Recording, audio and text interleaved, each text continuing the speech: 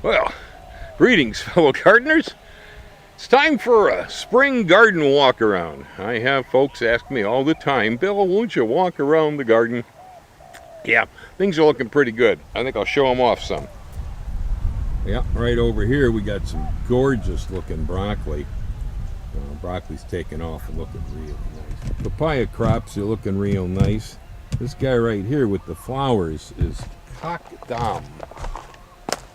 They really got some huge flowers for a papaya. It's almost an ornamental.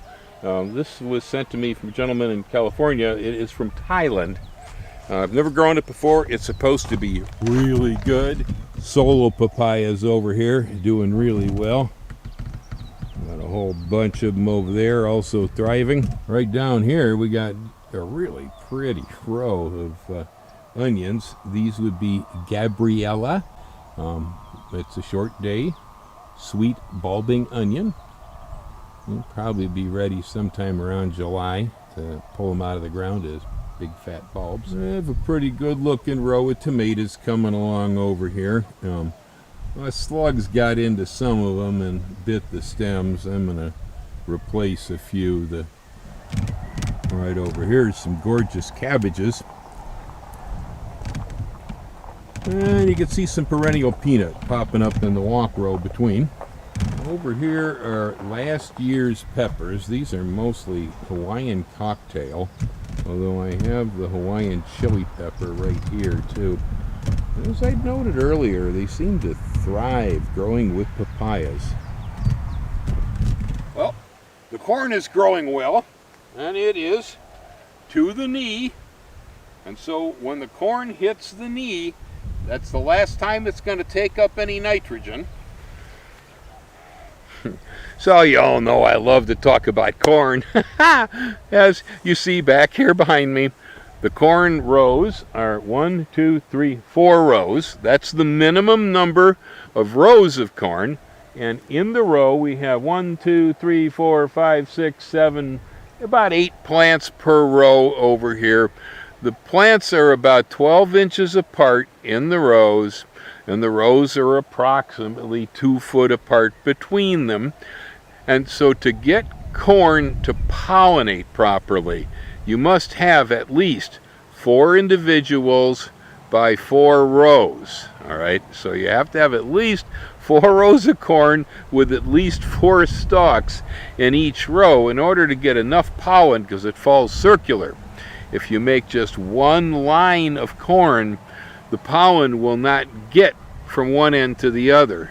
Corn needs to be in groups. And if you can't accommodate 4 rows by 4 individuals or more, then do it circular. Native Americans used to plant corn in circles. In a 3-foot circle, you can put 8 to 12 stalks, depending on the variety. And that will also make the pollen fall in a circle, so the corn gets pollinated. That's rule number 1 about how many individuals of corn and how far apart. 1 foot apart the stalks, 2 foot apart the rows, 4 individuals in each row with at least 4 rows.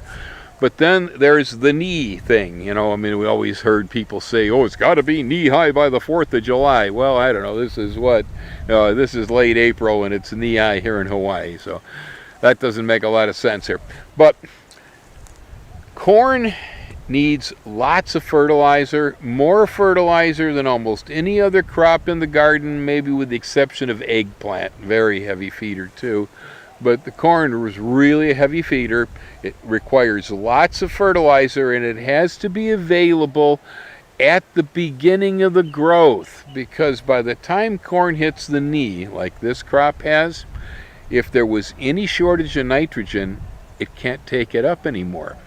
And so it has to have all the nitrogen, that's the first number on the fertilizer bag, all the nitrogen that it will ever burn has to be available to it from the time that it's a seed to when it hits the knee. Because what it will do is store nitrogen in the lower trunk of the corn and then burn that the rest of its life.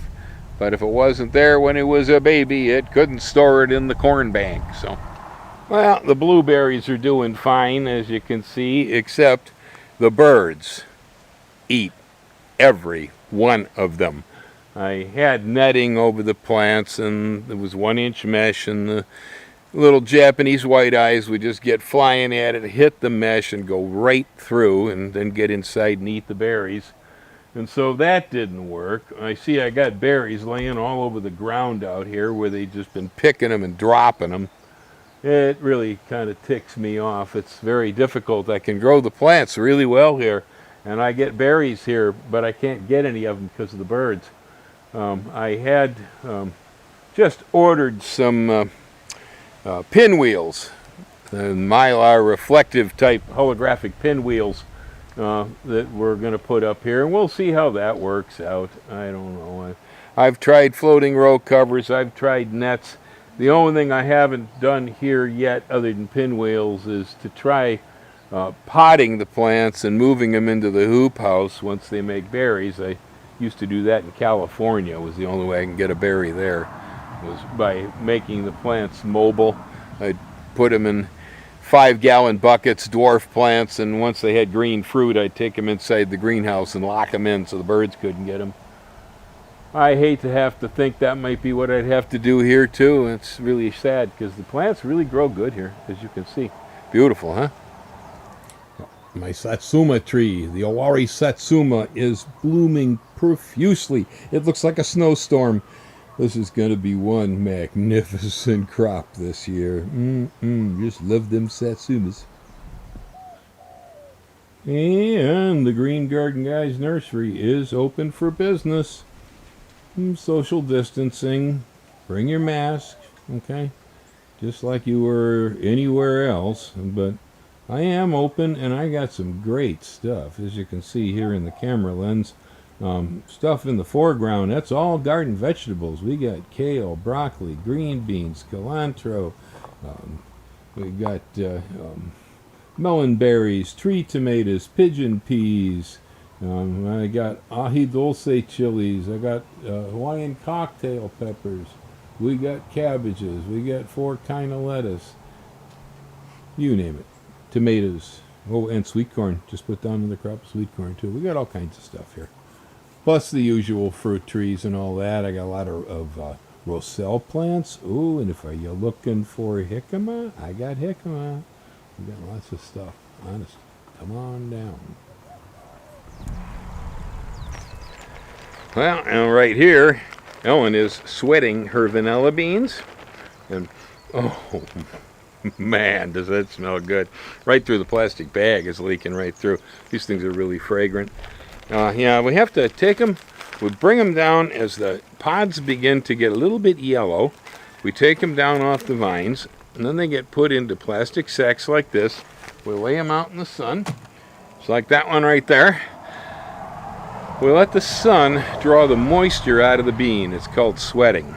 And then every night we bring them back in, we roll the beans up in felt and put them away in a box and dry the bag out. Next day, same thing. Put the beans back into a dry bag out of the felt and run them out here until they get to the point that they're fully cured and they've got a nice wrinkle brown color to them, but they still have some flex. They have to be a little flexible. We don't want them hard and crunchy. Well, and finally here, the mushroom project is still ongoing. It's happening here. We're coming along. I'm learning all about this as I'm going into it. I got one mushroom here. This is the lion's mane mushroom. It's a tasty one. Tastes a bit like seafood, and it also will help regenerate the myelin that sheathes your nerve bundles. And so it's real good for the nervous system too. They sell it as a supplement. But right here I have lion's mane. It's growing on a media of sawdust and vermiculite, and there's a little bit of brown rice flour in here too to give it a bit of charge. But it's mostly sawdust and vermiculite is what this is growing on.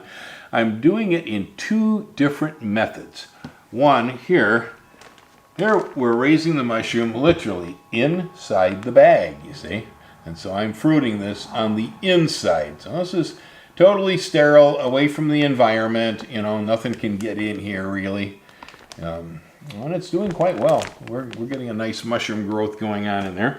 But then I got another one going on over here, and this is what my buddy Matt in Wisconsin does. He takes the bags and he perforates them with a hunter's arrow point, with a razor arrow point, after they've run all the way through the media, and then the mushrooms will start to form on the outsides, and you cut them off with a knife. This is really cool. I got holes all the way around. Some of them haven't started to push out here yet. Some got little teeny little bits of mushroom popping through. But yeah, when Matt does it, he gets them to fruit all the way around the bag. That's pretty neat and pretty convenient. That way when you harvest, you won't get any substrate. All the substrate will stay inside the package there. It's a little bit like the Japanese bottle method that the guy uses up here in Hamakua, where he's using ground corn cobs and eucalyptus sawdust, and he's fruiting oyster mushrooms in glass bottles, and they're fruiting up out of the neck. It's a similar thing. Yeah, so pretty cool, huh? Yeah, the marrow mushroom thing here is continuing. The fungus is spreading, as well as the coronavirus. I hope everybody stays well, happy, healthy, and really, if you're trapped in your apartment, I'm growing these in my front room. If you want a garden, try mushrooms in your New York City apartment, huh? Aloha, hang loose. We'll see y'all later.